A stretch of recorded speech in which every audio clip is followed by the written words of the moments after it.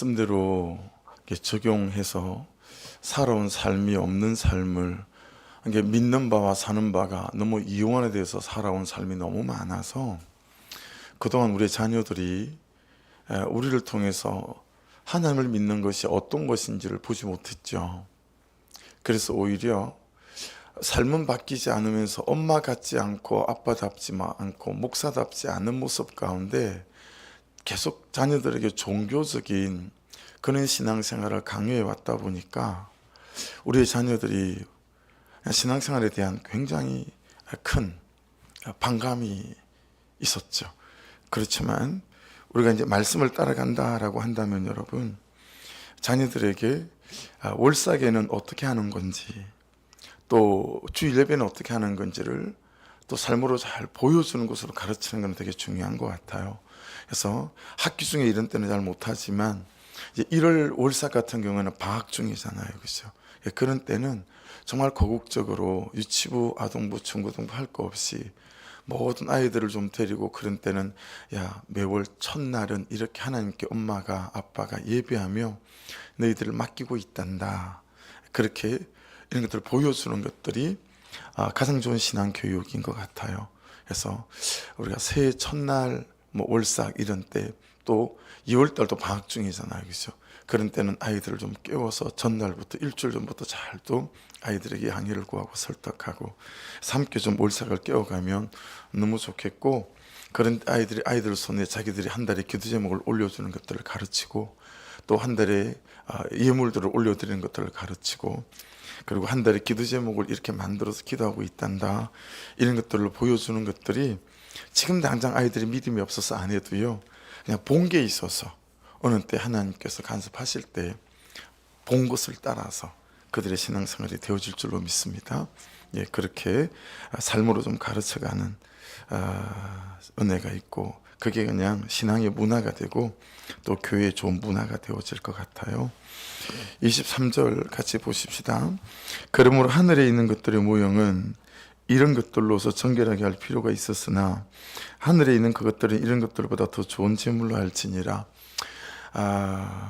헬라어를, 외국말을 우리말로 번역해서 싫다 보니 우리한테 이런 말씀들이 이렇게 좀 어렵게 와닿지만, 말씀을 여러분 잘 보시면 지금 말씀에 나와 있는 건 뭐가 나와 있죠? 하늘에 있는 것들의 모형, 이것만 나와 있죠. 근데 말씀을 찬찬히 좀 보시면 사실은 하늘에 있는 것들과 하늘에 있는 것들의 모형인 땅에 있는 것들과 비교하고 대조하고 있어요. 그래서 땅에 있는 게 있고 하늘에 있는 것들이 있는데, 이 하늘에 있는 것들의 모형이 땅에 있는 것들이었다라는 거예요. 다른 말로 말하면 모세의 율법으로 말미암아서 5제사와 7개의 절기를 주신 이 레위기에 나오는 말씀들이 있죠. 이게 땅에 있는 것들이라는 거예요. 그 제사들은. 근데 하늘에 있는 것들의 모형이라고 하는 것은 이제 예수 그리스도의 피로 말미암아 드렸던 그 제사, 그건 하늘에 있는 것들이라는 거죠. 그게 하늘에 있는 것들이고 이게 땅에 있는 것들이고, 이걸 두 개를 대조하면서 어떤 차이가 나타나고 어떤 차이가 있는지를 여전히 지금 대제사장 되신 예수 그리스도가 얼마나 탁월하신지를 오늘도 말씀을 또 설명하고 있는 거다라고 하는 것입니다. 그래서 하늘에 있는 것들의 모형은 더 정확히 콕 집어서 말하면 예수 그리스도의 피가 되어지는 거고요, 땅에 있는 것들은 희생 제물들이 흘린 피라고 하는 거죠. 그래서 피 흘림이 없이는 죄사함이 없다는 말씀을 우리가 어제 봤잖아요, 그렇죠? 그래서 이 땅에서의 5개의 제사들은, 7개의 절기들은 그 짐승의 피로 제사를 드려서 죄를 씻었지만 이게 한계가 있잖아요. 그리고 그 예배 때마다, 절기 때마다 또 짐승을 잡아 드리는 한계가 있고 제한이 있는 거였지만, 예수 그리스도의 피로 드린 그분의 십자가의 죽음과 대속의 보혈은 이런 제한과 한계가 없는 하늘에 있는 것들이다, 이걸 지금 말씀하고 있는 것입니다. 그래서 그러므로 하늘에 있는 것들의 모형은 이런 것들로서 정결케 할 필요가 있었으나, 그래서 구약에서 모세를 통해 설악하신 첫 언약과 장막을 통해 드렸던 희생제사는 하늘에 있는 것들의 모형일 뿐이었다. 그는 땅에 있는 것들이다 라고 하는 거예요. 여러분, 이제 이런 모형들을 정결케 하기 위해서는 반드시 피 흘림이 필요했습니다. 그렇죠? 왜냐하면 율법에 따라 정결케 하는 것은 피 흘림이 없이는 불가능하기 때문이다. 이게 이제 22절에 나왔던 말씀이에요. 그죠? 그래서 그 다음 말씀을 보세요. 하늘에 있는 그것들은 이런 것들보다 더 좋은 제물로 할지니라. 여러분, 하늘에 있는 것들에 대한 해석은 하늘의 성소에 들어갈 그리스도인들, 이렇게 보면 되거든요. 그래서 하늘에 있는 그것들은 더 좋은 제물, 이게 뭐겠어요? 그리스도의 피를 통한 영적이고 내적인 양심의 정결까지를 다 포함한다 라고 하는 거예요. 예. 에베소서 2장 22절 말씀에 가면 여러분, 너희도 성령 안에서 하나님이 거하실 처소가 되기 위하여 그리스도 예수 안에서 함께 지어져 가느니라, 그렇게 말씀하세요. 네. 그러니까 예수 그리스도의 피는 우리의 심령과 우리의 양심과 우리의 생각한 모든 것을 정결케 하시고 깨끗게 하시는, 그는 제한이 없고 한계가 없다라는 건데, 여러분 그냥 살짝 흘려서 듣기가 쉬운 말씀인데 이런 거죠. 내 감정의 찌꺼기, 내 양심의 찌꺼기, 상처로 말미암았던 어떤 것들, 내가 자주 넘어지고 자빠지는 어떤 그 마음의 끝에 걸려있는 어떤 그런 것들이 있잖아요. 그런 모든 것까지 예수 그리스도의 피는 온전하게 깨끗게 하시고 새롭게 하실 수 있다라고 하는 것이죠. 이게 하늘에 있는 것들과 땅에 있는 것들의 예수의 피와 짐승의 피의 큰 차이다라고 하는 거죠. 우리가 자주 봤던 민수기 14장 22절, 24절 말씀에, 그러나 내 종 갈렙은 그 마음이 그들과 달라서, 10명의 정탐꾼과 달라서 나를 온전히 따랐은즉 그가 갔던 땅으로 내가 그를 인도하여 드리니 그의 자손이 그 땅을 차지하리라. 그렇게 말씀하실 때 여러분, 온전히 따랐다라는 이 온전이란 단어 기억나시죠? 이 온전히가 뭐였죠? 여기에 하나님으로 가득했더라 갈렙이, 요수아가, 이 뜻이거든요. 그러니까 여러분, 나를 온전히 따랐은 적이라고 하는 것은 분수령적인 회개를 말하는 거예요. 정말 지정의가 다 회개하는 분수령적인 회개. 정말 그는 깊은 통회와 자복. 그래서 죄라고 생각하지 못했고 적어도 그것은 불순종이라고 생각하지 못했던 것들까지 이 죄로 통회가 되고 자복이 되어지는 이 분수령적인 회개, 그렇죠? 여러분, 이 분수령적인 회개들이 경험되어지게 될 때 하나님으로 가득 채워지게 되고 그분의 말씀을 따라 온전히 따라가는 삶이 되어지는 거죠. 조건과 현실과 상황을 보지 않고. 근데 이런 분수령적인 회개가 되어서야 구속사적인 삶을 이제 따라갈 수 있는 거죠. 근데 그 가장 기본적인 근거, 바탕이 뭐죠? 예수 그리스도의 피, 보혈이다 라고 하는 거죠. 그래서 여러분, 우리가 입에 달고 살아야 되는 기도 제목이 하나 있다면 정말 성령이 퍼부어 주시고 또 성령이 막 씻어 주심으로 말미암아 내 심령 안에서 그냥 저 밑에까지 분수령적인 회개를 하는 거죠. 토해 보신 적 있으시죠?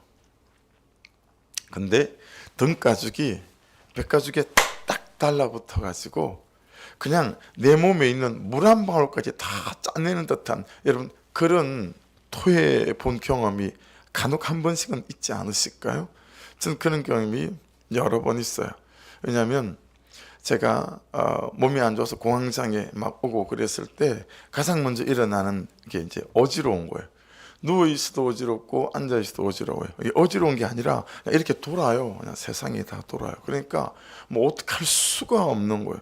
그래서 가장 먼저 무릎으로 기어가서 변기를 붙잡고 토해내는 거예요. 토해내는 거예요. 이게요, 등짝이랑 백가죽이랑 딱 붙었어요. 그리고 막 내 혈관 속에 있는 모든 그냥 핏방울 하나까지 다 토해내는 것 같아요. 분수령적인 회개가 임하게 되면 우리 가운데서 그런 회개가 임하는 것 같아요. 저 기억도 안 나는 그때부터 추억 속에, 지나간 삶 속에 그냥 스치는 생각 속에 있었던 그 한오라기 한 점까지 그게 죄로 고백되어지고 통해가 되어지는 그런 분수령적인 회개 말이죠. 여러분, 이 기도 제목, 하나님 내게 날마다 분수령적인 회개를 허락해 주십시오. 여러분, 그렇게 되면 어떤 감정의 찌꺼기가, 어떤 미움의 찌꺼기가 우리를 손대지 못하더라라고 하는 거죠. 이 모든 근거가 되는 것이 예수 그리스도의 피다. 왜냐하면 그 예수 그리스도의 피가 없이는 우리가 그런 죄사함과 그런 대속의 은혜를 절대로 경험할 수 없기 때문에 이제 그런 거죠. 그래서 본문에서 그리스도의 피를 의미하는, 여러분 그게 한번 보십시오. 제물이란 단어가 있죠. 더 좋은 제물로 할지니라. 그 더 좋은 제물이 이제 그리스도의 피란 말이에요. 더 좋은 제물이 있죠. 그 제물이란 이 단어 있죠. 그 단어가 DCIS라는 단어예요. 근데 이 단어가 복수로 되어져 있어요. 복수로. 이게 무슨 의미냐면 그리스도의 피는 닳지 않는다라는 거예요. 그리스도의 피는 제한이 없다라는 거예요. 그리스도의 피는 한계가 없다라는 거예요. 자빠졌는데 또 자빠지고, 자빠졌는데 또 자빠지고, 그리고 그게 10년째예요. 그래서 더 이상 용서해달라고 말하기가 이제는 그냥 부끄러워요. 그럼에도 불구하고 회개하고 통회하고 자복하는 은혜를 구할 근거가 되는 게 뭐냐면 우리 예수 그리스도의 피는 100번이 됐든 1000번이 됐든, 그래서 우리 예수 그리스도의 피는 거절하는 법이 없어요. 할렐루야. 예. 야, 너 너무 오래되었다. 캐묵은 이제 또 이제 안 할란다. 이제는 야, 나는 이제는 취급 안 할란다. 그런 법이 없다라는 거예요. 예. 제한이 없고 한계가 없이. 그래서 여러분, 그리스도의 피는 제한이 없고 한계가 없고요. 그리스도의 피는 이것은 되고 저것은 안 되고 그런 것도 없고요. 그리스도의 피는 이 사람은 되고 저 사람은 안 되고 그런 것도 없고요. 그리스도의 피는 이 죄는 되고 저 죄는 안 되고 그런 게 없습니다. 제가 장인어른하고 목욕을 하고 나오는데 갑자기 계단을 올라오시던 분이 가슴을 탁 붙잡고 퍽 하고 쓰러지는 거예요. 이미 급성심근경색으로 장인어른이 이 관상동맥, 심장에 혈관을 공급하는 게 관상동맥이잖아요. 그게 하나를 스텐스를 끼웠거든요. 이제 거기다가 주사 바늘을 끼워 넣어서 이제 풍선처럼 바람을 쑥 불지 않겠어요? 그래서 풍선을, 진짜 풍선 같은 걸 집어넣는단 말이죠. 이렇게 해서 이 급성심경색은 이제 이 관상동맥, 이게 동맥경화증으로 막힌 거잖아요. 그래서 조금이라도 피가 흐르면 협심장이고, 이제 완전히 다친 게 이게 이제 급성심경경색이잖아요. 거기다 풍선을 집어넣어가지고 이렇게 혈관을 인위적으로 부풀게 한 다음에 거기다 이제 스텐스라고 하는 은으로 된 스프링을 끼워 넣더라고요. 그래서 그 은으로 된 스프링이 혈관이 협착이 되지 않도록 붙잡아주는 수술을 이미 한번 했기 때문에 그게 생각이 나서 그게 고장이 났거나 또 문제가 생겼나 보다. 그래서 장인어른을 등에 들쳐업고 병원으로 뛰기 시작한 거죠. 막 차를 뽑아오고 쪼갈 형편이 못 돼가지고요. 막 차를 잡아가지고 병원으로 갔더니 30분 이내로 갔죠. 조금만 늦었으면 큰일 날 뻔했다고. 그리고 수술을 했단 말이에요. 결국은 3개를 했어요. 3개를. 1개 하고 아버님이 조심을 해야 되는데 몰래 담배를 피신 거예요. 또. 그리고 2개 하고 또 몰래 담배를 피시는 거예요. 또. 3개 하고 막 이랬었거든요. 근데 여러분, 이게 아무리 그렇게 이 스텐트로 끼고 해도요, 이게 완전하지 않더라고요. 항상 뭘 갖고 다녀야 되냐면 니트로글리세린이라고 하는 그런 어떤 설화성이 있어요. 여러분 보신 적 있죠? 드라마 같은 때 갑자기 그렇게 되면 혀 밑에다 이걸 집어넣어야 돼요. 녹여야 돼요. 원래 그걸 들고 다니든가, 아니면 아이스케 스프레이 제제라는 게 있어요. 그걸 막 목구멍으로 막 스프레이를 막 쏴야 돼요. 근데 그걸 휴대하고 다니면서 그렇게 해야 되는데, 통증이 있을 때 그게 안 되면 이제 뭐 거의 어려운 거죠. 그런 것처럼 여러분, 아무리 사람을 살려놓는 좋은 수술이고 약이고 하더라도 다 제한이 있고 한계가 있지 않습니까? 그렇죠? 완전하지 않다라는 거예요. 너무너무 제한이 많고 한계가 뚜렷하다라고 하는 거죠. 하지만 그리스도의 피는 안 그렇다라는 거예요. 예수의 보혈은 안 그렇다. 할렐루야. 이게 여러분, 은혜가 확, 이 말씀과 더불어 은혜가 확 부어지고 믿음이 생기면 얼마나 능력이 되는지 몰라요. 그래? 나 같은 나를 예수의 피는 완전하게 깨끗게 할 수 있다는 것이, 할렐루야, 이게 되는 거예요. 정말 저 사람은 안 될 거라고 생각했는데 저 사람에 대해서도 예수의 피는 저를 온전하게 깨끗할 수 있다는 거지. 아멘, 할렐루야. 여러분, 이게 나에 대한, 그에 대한, 우리에 대한 하나님 그분의 놀라운 은혜 아니겠어요? 여러분, 예수의 피는 한계가 없고 제한이 없는 줄로 믿습니다. 내 죄를 씻기에 부족함이 없고 나를 죄에서 끊어내기에 부족함이 없고, 아멘, 나를 살리기에 모자람이 없는 줄로 믿습니다. 어제 큐티 제목 혹시 유튜브로 한 번 더 들어보신 분 계세요? 제목이 예수의 피가 다 있다. 예, 그 제목이 어제 제목이었습니까? 그제 제목이었습니까? 네, 오늘은 이 말씀에 근거해서 본다면 예수의 피는 완전하다라는 거예요. 예수의 피는 충분하다라는 거예요. 여러분, 어떤 것에서도 우리를 깨끗게 하시기에 예수의 피는 완전하고 충분한 줄로 믿습니다. 이게 안 믿으면 아무것도 아닌데 믿으면 역사가 나타나는 거거든요. 믿으면 역사가 나타나는 거거든요. 그러니까 여러분, 적용해 보십시다. 저도 여러분도 설령 내가 지금 그를 위해서 지고 있는 십자가 있을 수 있고 또 십자가를 질 때도 있지요. 근데 여러분, 우리가 그를 위해서 십자가를 질 때 너무 조건적이지 않습니까? 우리가 그를 위해서 피를 흘리는 게 너무 조건적이지 않습니까? 그가 내 마음에 맞도록 내가 이런저런 조건을 생각하는 조건에 그가 갖춰주지 않으면 우리는 십자가를 지다가도 내려놔 버리든가 십자가를 질 마음이 없든가, 그렇죠? 우리가 그를 위해서 흘리는 헌신의 피나 또는 적용의 피나 순종의 피는 너무너무 제한적이고 한계가 있어서 그냥 내 감정을 따라 했다 안 했다, 내 조건에 안 맞으면, 기브 앤 테이크가 안 되면 언제든지 내려놓는, 그게 우리가 갖고 있는 한계다라고 하는 거죠. 하늘에 있는 그것들은 이런 것들보다 더 좋은 재물로 할지니라. 지금 말씀은 여러분, 우리 보고 재물이 되라는 거예요. 틀림없는 사실입니다. 말씀 그대로 볼 때도. 그러니까 우리 보고 재물이 되라는 얘기는 뭐예요? 죽으라는 얘기예요. 야, 너는 네 가정에서 재물 되어져서 그를 살려야 된다. 이게 마태복음 5장 산상수훈에 나오는, 이게 그리스도 이꼴 뭐죠? 소금과 빛 아니겠어요? 그래서 이게 다 연결이 되어지는 거예요. 그의 구원을 위해서 너는 재물이 되어야 된다라고 하는 거예요. 그런데 지금 그 정도의 겨우 흉내만 내는 그런 재물 말고, 죽은 척하는 재물 말고, 뭔가 세 개를 던졌는데 이놈의 인간이 하나도 안 주는 그런 기브 앤 테이크, 그런 거 말고 십자가에 달려서 죽는 진짜 더 좋은 재물이 되어야 된다, 그렇게 말씀하시는 거죠. 더 좋은 재물이 되어야 된다. 지금 딱 여기에서 더 좋은 재물이 되기 위해서 내가 그를 위해 해야 될 건 뭐지? 이 적용 질문인 거죠. 여러분, 가장 모든 사람에게 적용될 수 있는 흔한 게 뭐냐면 입을 닫는 것입니다. 입을 닫는 거예요. 대신 마음을 여는 것입니다. 여러분, 입을 닫아야 십자가지는 적용이 됩니다. 입을 안 닫으면 계속 옳고 그름으로 정죄하고 판단할 것밖에 없기 때문에 십자가지는 적용 절대로 못합니다.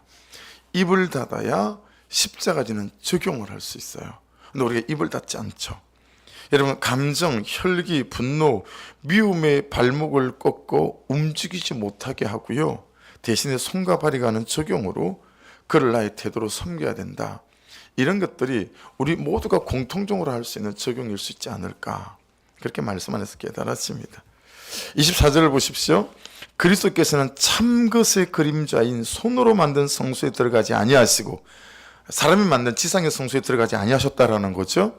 그리고 바로 그 하늘에 들어가사 부활하고 성천하셔서 보좌 우편으로 가셨어요. 그죠? 이제 우리를 위하여 하나님 앞에 나타나시고 보좌 우편에서 중보하신다라는 그 의미로 깨닫고 적용하면 그대로 되어지는 거예요.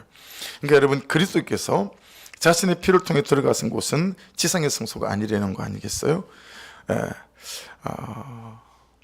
하늘 성소에 들어가셨다라는 거예요. 그리스도께서 하나님이 거하시는 성소인 참 하늘에 들어가신 것은 이미 십자가에서 자신을 제물로 하나님께 드렸기 때문이다 라고 하는 것입니다. 그래서 거기서 우리를 위해서 중보하신다 라고 하는 거죠. 그럼 이것도요, 단순하게 적용해 보면 우리가 서야 될 장소가 어디냐면 하나님 보좌 우편이다라는 거예요. 은혜의 자리이고 성령 충만의 자리이다라고 하는 거죠. 그럼 거기서 해야 될 건 뭐예요? 중보하는 거죠. 예. 제가 어제 그제도 말씀드렸지만 예수께서 가실 곳이 얼마나 많았고 하셔야 될 일이 얼마나 많았겠어요. 그런데 부활하셔서 하늘에 들어가신 우리 예수님이 계신 장소는 보좌 우편이고 거기서 하신 일이라고는 유일하게 중보하는 거였어요. 그만치 여러분 기도의 자리와 중보의 자리가 중요하다. 네. 그의 앞에서는 사람들의 앞에서는 입을 닫고 엄밀한 보좌 우편에서 그를 위해 울어야 한다. 그의 가장 먼저 해야 할 일이다. 그것이. 네. 그래서 다른 모든 일의 시작을 가져오고 다른 모든 일의 결과를 가져오는 처음 해야 하는 일, 마치 봄에 밭을 갈고 거름을 주고 씨를 뿌리는 일처럼 그 처음 해야 되는 일이 기도의 자리다, 중보의 자리다라는 거예요.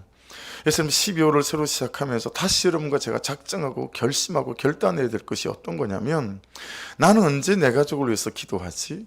나는 언제 내 가족을 위해서 중보하는 자리에 앉지? 나는 어디서 기도하지? 나는 내 남편과 내 아내와 내 자녀와 내 부모님을 위해서, 내 목장 식구를 위해서 나는 언제 어느 장소에서 기도하지? 그래서 여러분 항상 강조해서 말씀드리잖아요. 근데 여러분 중요하게 생각하지 않으시는 것 같아요. 기도와 묵상의 가장 중요한 포인트는 뭔지 아세요? 일정한 시간과 일정한 장소에서 하는 거예요. 동일한 시간과 동일한 장소에서 하는 거예요. 그리고 계속 일관성 있게 하는 거예요. 이게 엄청난 능력을 가져옵니다.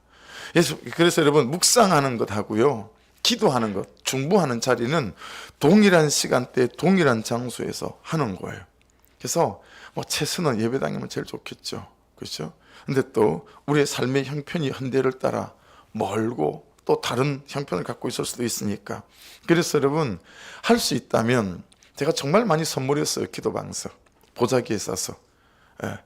혹여 몸이 아파서 못 나온다면, 혹여 그냥 새벽 예배하는 장소가 차를 40분씩 50분씩 달려 나와야 되는 장소라면 예쁜 기도방석 하나 사서 예쁜 보자기에 잘 싸서 뒀다가 그 방석 꺼내서, 우리 집 성도 지금 우리 집사님 중에 그렇게 하는 분이 계시더라고요. 가만 올라오는 거 보니까. 제가 사드리는 방석을 가지고 그렇게 하는 분이 계시더라고요. 그런 것들이 너무 중요하다라고 하는 것입니다. 여러분 일관성에 대해서 한 가지 말씀을 드린다면, 요즘은 없지만 옛날에 저희가 학교 다닐 때는 다 여러분 학교에 운동장에 구름다리가 있었어요. 정글짐이랑.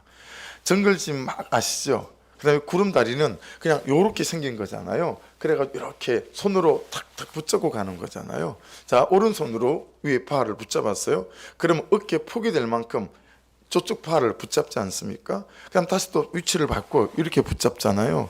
근데 여러분 기도 일관성이 없으면 이쪽을 붙잡았는데 그 다음 붙잡을 파가 두 개가 없는 거예요. 그러니까 저쪽까지는 또 손이 안 닿는 거죠. 그래 어떻게 해야 돼요? 원래 자리로 돌아가든가 이 오른손으로 힘이 들다가 두 손으로 붙잡고 있다가 그 다리가 툭 떨어지는 거죠. 기도 일관성은 그런 것과 같아요. 그 동일한 시간대 동일한 장소에서 계속하면 하나를 잡고 또 그 다음에 하나를 잡을 수 있는 내 마음에 주님 주시는 은혜도 있고 의지도 있고 결단도 있어요. 근데 기도 일관성이 없으면 이제 붙잡고 있다가 힘이 드니까 툭 떨어지는 거예요. 그럼 어떻게 해야 돼요? 다시 처음부터 해야 돼요. 10년을 믿었는데 두 칸을 더 이상 못 가요. 진도가 안 나가요. 성품의 진도가 안 나가고 인격의 진도가 안 나가고 감정의 진도가 안 나가고 삶의 태도의 진도가 안 나가요. 성장하거나 성숙하지 않는 거예요. 맨날 어린아이의 젖만 먹어야 돼요.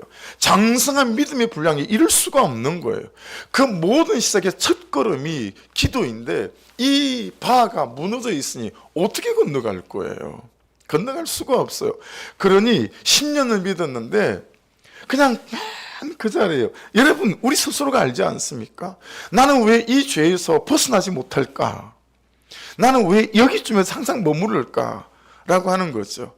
이 기도의 씨름의 장소가 너무너무 중요하다는 것이 히브리서를 보면서 다시 새삼 깊이 깨달아지는 것 같아요. 25절은 대제사장이 해마다 다른 것에 필요해서 성소에 들어가는 것 같이 자주 자기를 데리고 아니하실지니, 그냥 이 말씀은 한마디로 예수의 피는 항상 효력 있고 능력이 있다는 거예요. 언제라도 족하다. 그 뜻이에요. 26절 보십시오. 그리하면 그가 세상을 창조할 때부터 자주 고난을 받아서 할 것이로되 이제 자기를 단번에 제물로 드려 죄를 없이 하시려고 세상 끝에 나타나셨느니라. 단번에라는 표현을 지금 오늘 본문에는 2번 나오잖아요. 그죠? 단번에. 이게 땅의 제사, 땅의 것과 가장 다른 거예요. 짐승의 제사, 땅의 것은 모세율법에 매 예배할 때마다 짐승을 다 봐야 되잖아요.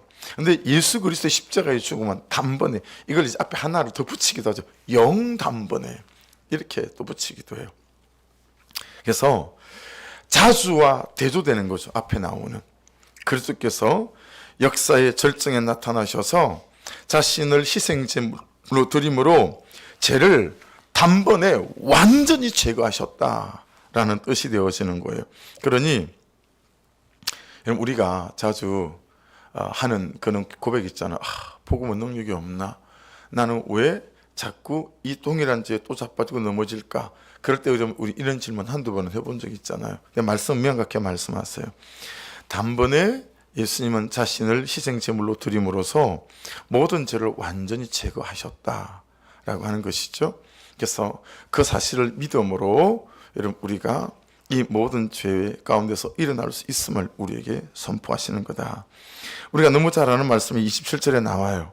한 번 죽는 것은 사람에게 정해진 것이요 그 후에는 심판이 있으리니. 이 27절을 정확하게 번역해서 그리고 해석한 말씀이 요한계시록 20장 11절로 20절이에요. 학신반을 할 때 이 말씀을 꼭 가르치거든요. 들어보세요. 또 내가 크고 흰 보좌와 그 위에 앉으신 이를 보니 땅과 하늘이 그 앞에서 피하여 간 데 없더라. 또 내가 보니 죽은 자들이 큰 자나 작은 자나 그 보좌 앞에 서 있는데 책들이 펴 있고 또 다른 책이 펴져져 있고 생명책이라. 죽은 자들이 자기 행위를 따라 책들이 기록된 대로 심판을 받으니 바다가 그 가운데서 죽은 자들을 내주고 또 사망권부도 그 가운데 죽은 자들을 내주며 각 사람이 자기 행위대로 심판을 받고 사망권부도 불못에 던져진 이것은 둘째 사망권 불못이라.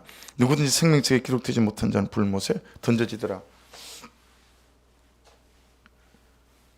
내가 분명히 사무실에서는 갖고 나왔는데 이거 어디로 가버렸죠?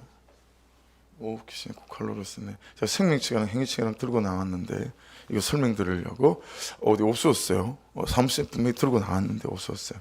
여러분 이 지금 요한계시록 20장 11절로 15절은 여러분 너무 익숙하죠. 제가 한두 번 이 말씀을 나눈 게 아니잖아요. 그렇죠? 죽고 나면 끝이 아니고 심판이 있더라. 그래서 심판대 앞에 섰더니 하나님이 내 삶을 기록한 모든 행위책에 기록된 대로 나를 심판을 하시는 거죠.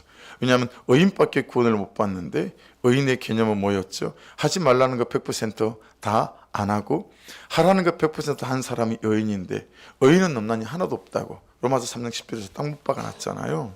그러니 아무도 구원받을 수 없어서 저부터 여러분 모두가 전부 다 쇠사슬에 묶여서 지옥문으로 막 들어가는 중인데 하나님이 잠깐만 생명책 좀 들고 와봐라.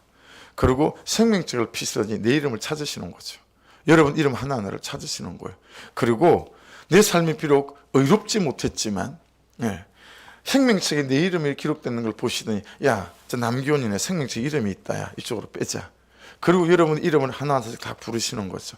그리고 여러분들이 전부 다 지옥문에서 풀려서 여러분 영원한 영생의 문으로 들어가는 것 아니겠어요? 그러니 여러분 오늘 이 27절과 요한계시록 11절, 20장 11절로 15절에서 가장 중요한 메시지는 뭐였죠? 이 세상에서 가장 중요한 질문이 뭐냐면 어떻게 하면 이 생명책에 내 이름이 기록되어지는가? 이보다 더 중요한 질문은 없다. 적용해 볼게요. 저 이번에 목회를 갔다 오면서 정말 제가 제 목회를 뒤집어 엎을 만한 그런 질문이 바뀌는 역사가 있었어요. 제가 오늘 적용인데 오늘 이거 2층에 해놓은 것처럼 프린트 해가지고 천막 어디라도 붙여야 되겠다. 바로 해야지. 그러고 이거 지지부진하게 또 게을러가지고 나태해가지고 미루다가 못 해놨는데 그냥 드나들면서 계속 봐야 되겠다. 그 질문 한번 들어보십시오. 제가 바뀐 질문이에요. 어떻게 하면 부흥을 하겠는가라는 질문을 버리고 이것을 하면 그 영혼이 살겠는가로 질문을 하는 목사. 어떻게 하면 사람이 모이겠는가라는 질문을 버리고 이렇게 하면 그 사람이 살겠는가로 질문하는 사역. 어떻게 하면 목회가 잘 되겠는가라는 질문을 버리고 어떻게 하면 그 사람을 살리겠는가로 질문하는 목회. 세 가지 이 질문이 제가 바뀌었어요. 세상 이걸 모르고 여러분 이 시간까지 목회를 한 거예요. 어떻게 하면 교회가 분이 될 수 있을까? 어떻게 하면 사람이 모일까? 여러분 이 사꾼 목사가 맨날 이 질문하면서 지금까지 목회를 해왔던 거예요. 그런데 이 목사 참여하면서 첫 강의 때 김남기 목사님한테 제가 이메일을 보냈더니 내가 그런 말을 했던가? 라고 말씀하셨어요. 여러분 은혜가 있을 때는 한 단어가 나한테 프로 해석이 되잖아요. 그 지나가는 그 한마디, 그분은 그 말을 한지도 몰라요. 근데 그 말에 그냥 그 자리에서 이 질문이 바뀌면서 받아 적은 거예요. 야, 어떻게 하면 부흥을 하겠는가 질문을 하나님 이제 버리게 하시고 이것을 하면 그 영혼이 살겠는가로 질문하는 목사가 되게 하소서. 너무너무 감격이 있는 거예요, 제게. 예. 그럼 진짜 그는 목사로 하루를 살면 그 목사의 삶이 얼마나 행복하겠어요, 그렇죠? 그러니까 여러분도 질문을 바꾸셔야 돼요. 여러분도 어떻게 질문을 바꿔야 될 거예요? 어떻게 하면 행복할 수 있을까? 이 질문 버려야 돼요.